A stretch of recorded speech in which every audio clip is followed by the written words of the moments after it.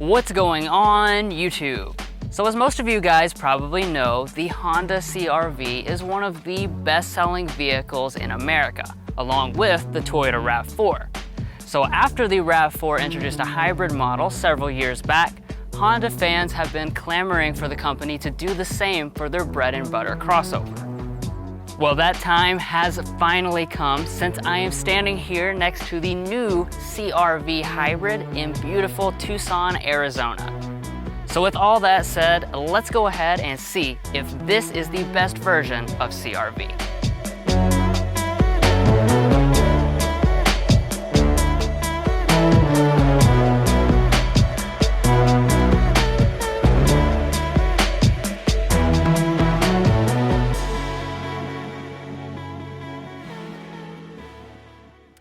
Alright, so like always, we'll kick things off here by taking a look at the exterior styling. Now, as you can probably tell right off the bat, there are not a great deal of changes for this hybrid model. So you do have the same upgraded fascia that all the CR-Vs got inside of the 2020 refresh, which looks just a little bit more aggressive than in the 2019 year. And then for this hybrid specifically, you'll just notice some blue trim around the badging. Now, as far as other benefits for the hybrid model, the big one is going to be the lighting. Definitely gets a big upgrade because you get the LED headlights from the touring trim level standard across the entire hybrid lineup. So that's definitely a nice touch. You'll also notice down below for the LED fog light, you have a different design on the hybrid. It's kind of a 5 crystal bar design instead of the round LED fog lights on the gas-powered model. Now next up here we have the wheels. These are actually exactly the same as the gas-powered model. So you've got a 17-inch alloy on the LX, 18-inch alloys on EX and EXL, and then the Touring for 2020 has the upsized 19-inch alloy. And then moving up from that, you'll once again find a dedicated hybrid badge here on the side. And then as far as your mirrors, if you go for all but the base LX trim level, you will have heating as well as a built-in blind spot indicator. So walking around to the rear of this CR-V hybrid, just like the front, there aren't going to be very many changes as far as this hybrid model is concerned as opposed to the gas model. So you will continue to find the LED taillights with the LED brake light and turn signal. And then down below, you will find hybrid exclusive badging. And then here is the one change for the hybrid Touring, and that is that you have this chrome decoration going across the rear bumper here as opposed to a physical exhaust pipe on the regular gas power Touring model. Now, one of the updates for all 2020 CR-Vs was to throw in Honda's Sensing Suite as standard equipment across all of the trim levels.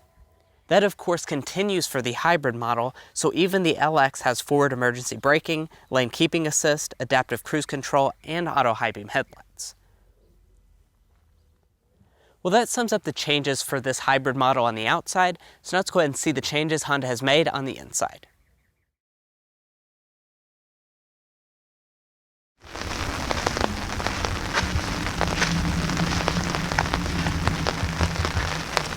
So just starting out here, we already have one difference for the hybrid CR-V. Not the key fob itself, but the fact that the smart entry system, as well as the remote start system, are standard on every single trim level. Now, of course, like pretty much every Honda, to get inside, you're just going to reach behind the handle and a sensor will unlock the door. Alright, so taking our first look inside this hybrid CR-V. As you can see, it's not really any type of radical change from the standard model, but there are some differences, which we'll point out as we go through the video. Now, jumping into our interior material and color options, you have exactly the same choices as in the gas-powered CR-V. So that means your LX and your EX are going to come with cloth seating with your choice of black, gray, or ivory color schemes. And then your EXL and your Touring will come with leather seating, and those come in those same 3 color options. Now, turning over here to your door trim, as you can see, it's very nicely appointed. You have a leather trim that runs through the armrest, as well as this entire area above it with a nice stitching detail. It is soft touch across the top here, and most of the trims will receive this faux wood accent. Now for the hybrid model, you'll actually find 2-person memory seating on the EX and up instead of the EXL. And then your front 2 windows are one-touch auto up and down.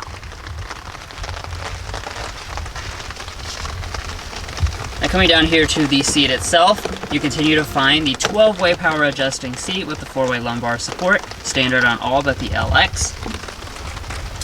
And then, like I already mentioned, you will find real leather seating if you go for the EXL or the Touring model, and it does have that same stitching design as the regular gas model.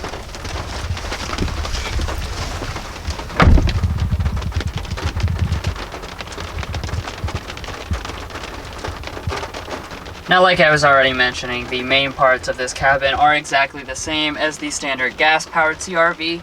So in terms of your materials, you continue to find a soft touch dashboard across the top here. It does extend down through here with the stitching detail. You've got some of the faux wood trim that runs through here. And then, just like the gas-powered model, if you choose the Touring, in 2020 you now have this additional wood accent that runs down here just to kind of class up the cabin a little bit. And in typical CR-V fashion, everything fits together extremely well. Now, standard on every hybrid model, you have push button start.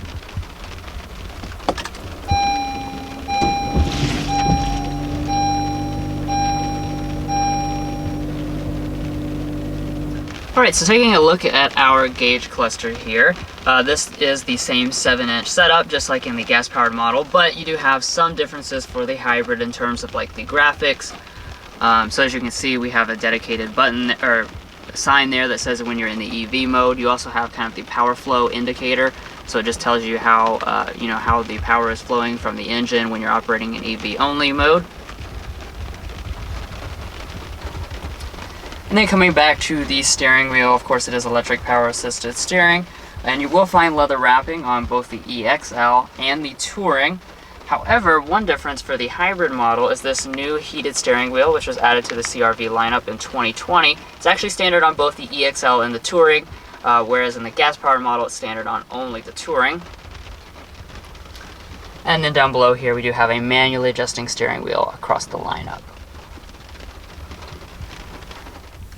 Alright, so let's go ahead and talk about the interior storage as far as this hybrid.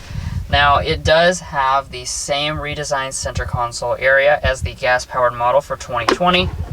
So you'll notice it's very, very versatile. You have basically all this space right here that you can set stuff on top of. You can slide this back and you'll reveal the front part of this deep bin. And then you can even bend this backwards, lock it into place, and then have this entire space to fill up with stuff. The armrest does also adjust as well. And then up in front of that, you have two large cup holders, and you'll also find a Qi wireless phone charging pad if you go for the Touring trim or up. And you also have your USB ports right above that. Now, one difference you will notice for the hybrid is the traditional shifter has been eliminated, and we've switched to an electronic push button shifter. Now, normally I'm not a huge fan of push button shifters, but I have to say in this particular case, I actually prefer this setup just because, as I've said in the past, basically the way Honda sets up the traditional shifter, when you're trying to go into the drive, you tend to go into the sport or the low mode just by yanking straight back. So this does allow you just to skip straight to that, hit D for drive. Of course, reverse, just like in other Honda products, is pulling back on the trigger. And when you do, you will find a standard backup camera. As you can tell, it does have active trajectory, as well as 3 different views. Just be aware that there is not a 360-degree camera option like there is in the RAV4 hybrid. And you'll also be noticing that sound. That is the sound that plays when you are in EV mode and also in reverse or drive, just to allow pedestrians to be able to hear the vehicle. And for park, just press the P. And then right next to it you have an electronic parking brake as well as a brake hold function. Alright, so next up the dashboard here are your climate controls. This of course is the same as the gas powered model, so it's dual zone automatic on all but the base LX. And you have these simple controls right here. Most of it located physically, though to change the zones you do have to press the climate button and do that in the display. And then below that you'll find 3-stage heated seats on all but the LX, which is a nice touch. However, ventilated seats are still not available. Alright, so let's go ahead and sample the audio systems. Now, there are several different systems in the CR-V depending on the trim level. However, since this is the Touring, we'll sample the 330 watt 9-speaker sound system.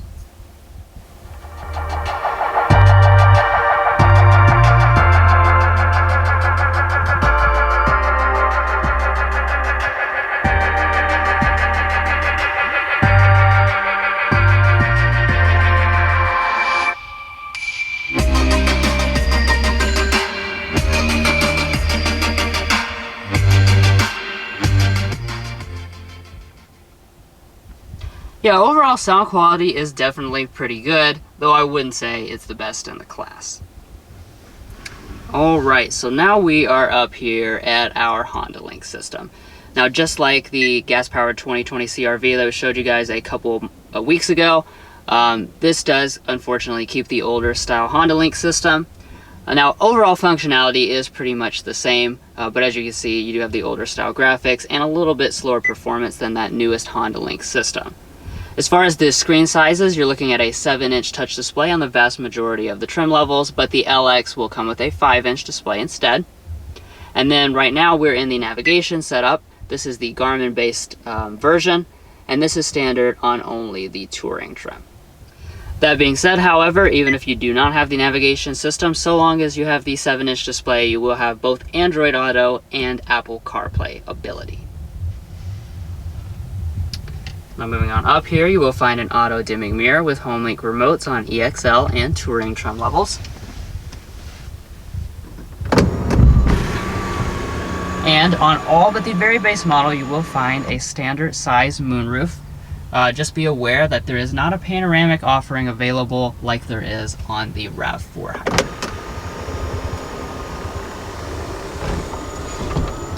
Alright guys, so that's going to be it for the changes here in the front of the CR-V Hybrid. So now I'll go ahead and hand it off to Mason to check out all the back areas. So hopping in this hybrid CR-V's rear seat, just like the regular version, you are going to find a ton of space. And as far as the features are concerned, here in the center, all of the models will throw in these rear air vents. And down below that, we do also have 2 smart charging USB ports on this Touring model. Now, in the center, we do have a fold-down armrest. It does have cup holders inside. And as I was alluding to earlier, one of the CR-V's biggest features is just how large it is. And it's going to come in at 40.4 inches of rear legroom and 39 inches of headroom, which is over 3 inches larger than the Toyota RAV4 Hybrid, if you're comparing. And behind rear seating position, you know, I have an absolute crap ton of space. I have probably, I would say, at least 8 to 9 inches of rear legroom, and my feet can easily set up underneath the seat. So you're definitely going to see a big benefit over most in the class in terms of space back here. Now walking up to the tailgate, it is going to be power on the EXL trims and higher, and if you go for this top-end Touring model, it is also hands-free. So just wave your foot under the bumper to open it up.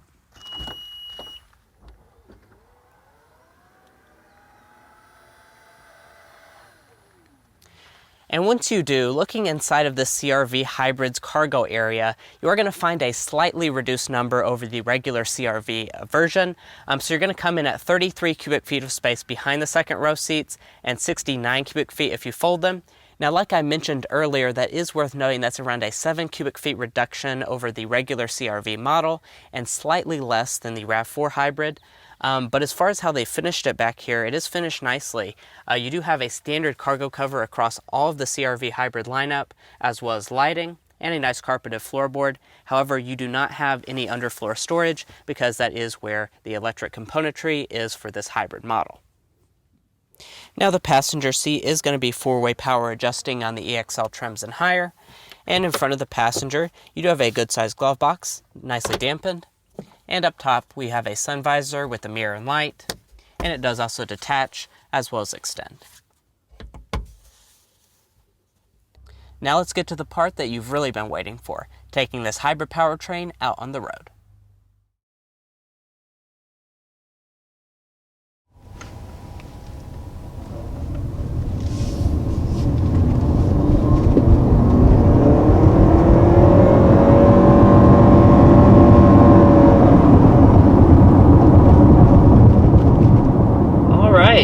So that's our first acceleration here in this all-new 2020 CR-V Hybrid. Initial thoughts, the acceleration is pretty good. Yeah. Just by the seat of my pants, it definitely feels like it's more powerful than that standard 1.5 liter gas engine, and indeed it is.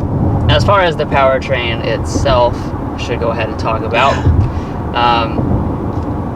This does have a 2-liter Atkinson cycle 4-cylinder engine paired with 2 electric motors as well as a lithium-ion battery pack, and that together produces 212 horsepower, 232 pound-feet of torque, which I believe is up 22 horsepower over that standard 1.5 liter turbo in the gas-powered CR-V. Yeah, and also the torque figure in the regular 1.5 is 179, so you can do the math there. That's a much increased torque figure, and you know, it's not just in the figures. I can definitely feel that difference, you know, especially like what he said, when you take off, you can really feel that power surge with those electric motors kicking in, especially from the takeoff. Yeah, absolutely.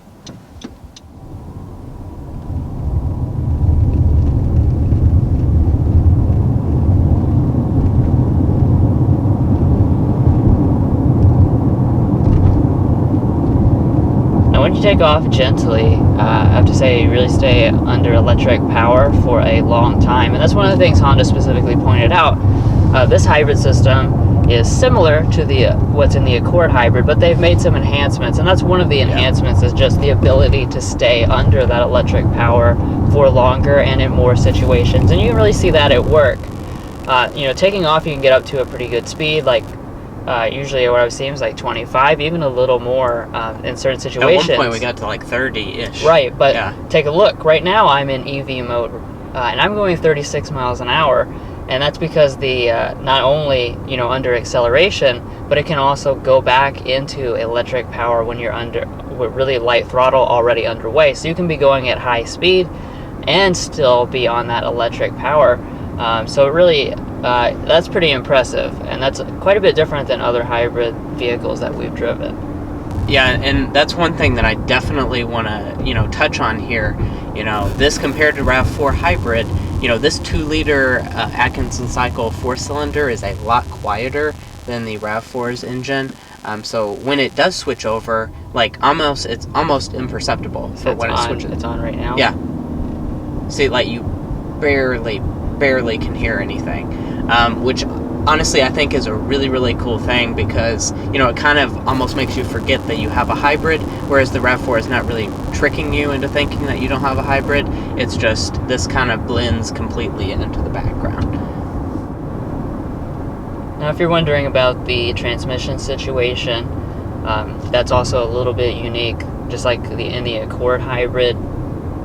Since you're operating essentially as an electric vehicle most of the time, you have what they're calling an eCVT, but it's really kind of like a full electric vehicle in the sense that it is more of a single speed type of deal than it is a CVT. Like when you're under heavy acceleration, it kind of behaves like a CVT, and I guess that's why they call it an eCVT, but it really isn't.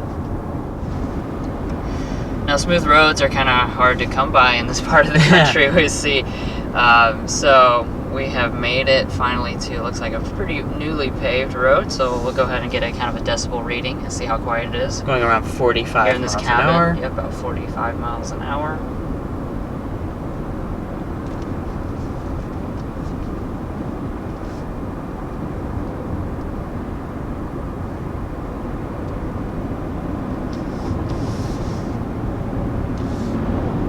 Okay, so I set it on, you know, this is set to its minimum function, so it records the smallest amount that occurs, and we're getting 53.7 decibels. So that's a pretty respectable number for this category of vehicle. I can't remember exactly what the RAV4 hybrid achieved. We can look it up and maybe insert it here in the video. I think it was in the upper 50s for reference. Alright, so let's go ahead and talk about the all-important fuel economy. That's what you've probably been waiting to know, and got some good stuff to report here. So what we're looking at is a rating of 40 city, 35 highway, 38 combined.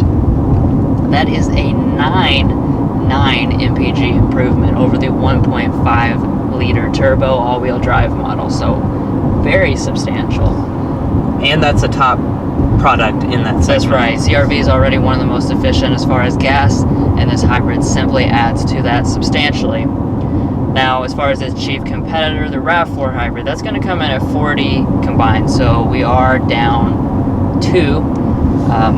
That being said, what we've heard from, we didn't get the chance to do it ourselves, but from some of our fellow journalists, they have been on a fuel economy route. We were provided with a RAV4 hybrid as well as a CR-V hybrid to take it on the same route, and they were getting nearly identical fuel economy, in some cases a little bit more in the CR-V hybrid. So you know, take that how you want to. It is rated down 2 from the EPA, but you're likely to get a very similar number in real life. But to answer that question I asked at the very beginning, is this the CR-V to get? I have to say, yes is pretty much the answer. You know, if you're looking at a CR-V, and tons of you are, you've got to check out the hybrid.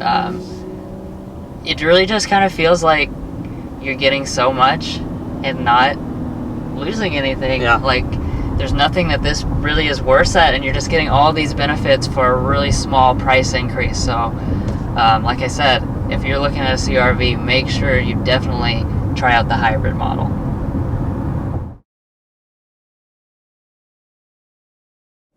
Alrighty, and now one of the major aspects about this all-new hybrid is how much extra it's going to cost over the traditional gas-powered CR-V. And I'm happy to report that it's really not much. It's about $1,000 across the trim levels, and it's still about $500 less than the RAV4 hybrid equivalent. So starting out with the LX trim, it comes standard with all-wheel drive, so keep that in mind. It starts at $27,750. The EX is $30,260, EXL $32,750, and then finally, when you get this top-end touring model, we're going to start at $35,950. Now, in typical Honda fashion, they don't do options or anything, so we just add in the $1,120 destination charge, and then you're going to come in at $37,070. Which, man, I have to say, this is a very, very attractive price point, especially for this class of vehicle. The RAV4 hybrid in its top configuration is going to run well over $40,000, so you're having significant price savings over that model, and you are getting a lot for your money here. Well, guys, we hope you enjoyed watching this in-depth look at the all-new 2020 Honda CR-V Hybrid Touring. If you've made it this far, hopefully that means you enjoyed the video, so be sure to help us out by hitting those subscribe buttons down below, and we'll catch you next time as we sample more of the latest automotive delicacies.